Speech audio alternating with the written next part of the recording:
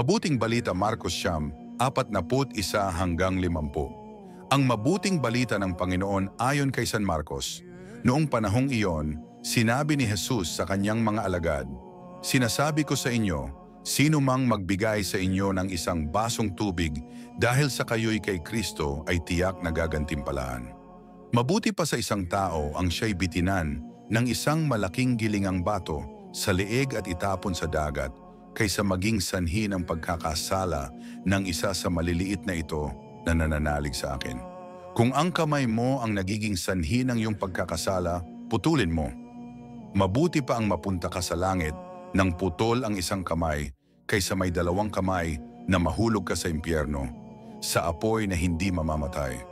Do'y hindi mamamatay ang mga uod na kumakain sa kanila at hindi mamamatay ang apoy. Kung ang paa mo ang nagiging sanhi ng iyong pagkakasala, putulin mo.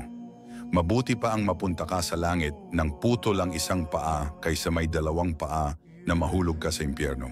Do'y hindi mamamatay ang mga uod na kumakain sa kanila at hindi mamamatay ang apoy.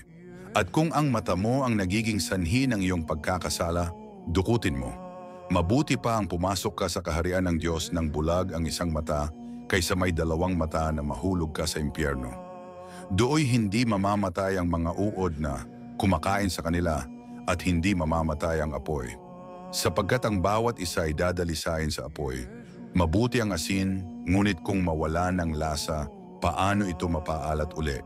Taglay ninyo ang katangian ng asin at sa gayo'y magiging mapayapa ang inyong pagsasamahan. Ang mabuting balita ng Panginoon.